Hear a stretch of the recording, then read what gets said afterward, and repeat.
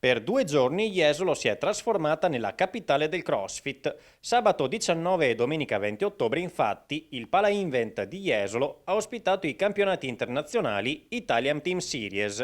Abbiamo portato qui Italian Team Series a Jesolo, che è la prima edizione Italian Team Series, e siamo riusciti a portare appunto 1000 atleti, che mi sembra un grandissimo traguardo.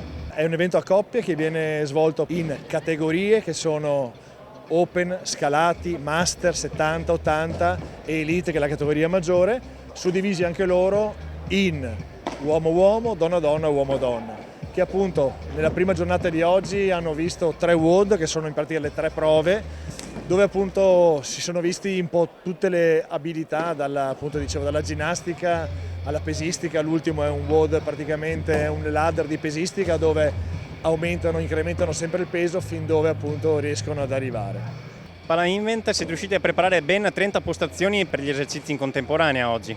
Eh sì, questo è stato un po' un record, perché non avremmo mai pensato di fare una cosa del genere, anche perché solitamente alle gare non si vede mai una statura lineare di circa 80 metri, quindi è stata una gran soddisfazione per noi, ma soprattutto dobbiamo ringraziare tutte le persone che ci hanno aiutato, perché senza di loro assolutamente non saremmo riusciti a fare quello che abbiamo fatto oggi.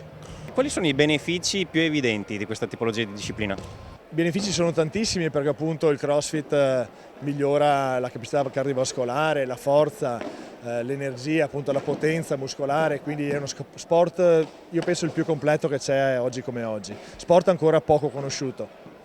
Evento come questo che state organizzando qui a Jesolo può essere un utile richiamo anche per gente che non conosce il CrossFit? Sicuramente, anche perché difatti noi auspicavamo che venisse gente anche solo incuriosita da questa attività, e ne è venuta tantissima, ne sta venendo tantissima, perché così conosceranno questa meravigliosa disciplina che ancora è conosciuta pochissimo in Italia.